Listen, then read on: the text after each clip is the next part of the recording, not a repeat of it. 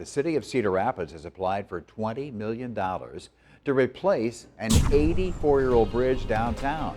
Engineers want to rebuild the 8th Avenue Bridge 15 feet higher to protect, of course, against serious flooding downtown in the future. With that in mind, let's go live right now to reporter Travis Breeze in Cedar Rapids with why the city, Travis, says this important project is so important for the future in fighting floods.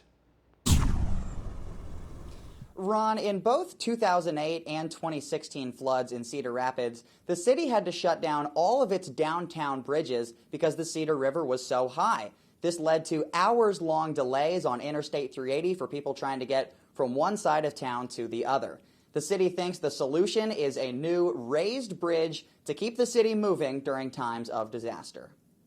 We need to be able to have a flood control system that is open all the time so that we can go on business as usual for the economy, for people's jobs. During the flood of 2008, city officials designated one lane of I-380 for paramedics and police and 2 lanes for normal traffic. It was the best they could do. It affected everybody. To plan for the future, the city has decided to replace the 8th Avenue Bridge and raise it by 15 feet.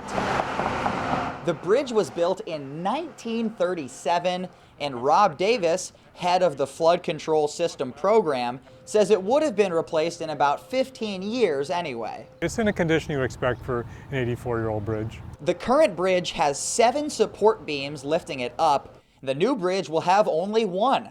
Each one of those bridge piers causes friction in the water, slows up the water, backs it upstream. By putting a bridge with only 1 bridge pier in the river, our model shows we can drop the water level by about 8 or 9 inches. The County Board of Supervisors, local hospitals, and school district are all sending letters in support to the Department of Transportation. Davis says this is the centerpiece of the city's flood response. It's extremely important for all of us, and I think that's why we need to demonstrate this is a regional issue.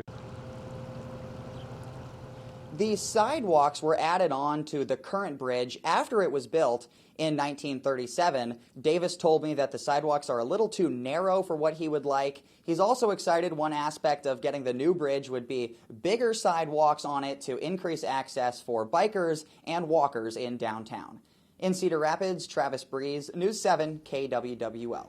Travis, hey, thank you for the update tonight. The application's going to the United States Department of Transportation's RAISE grant program. In fact, they were actually due today. Now, if the city would get funding, Rob Davis says construction could begin as early as 2024.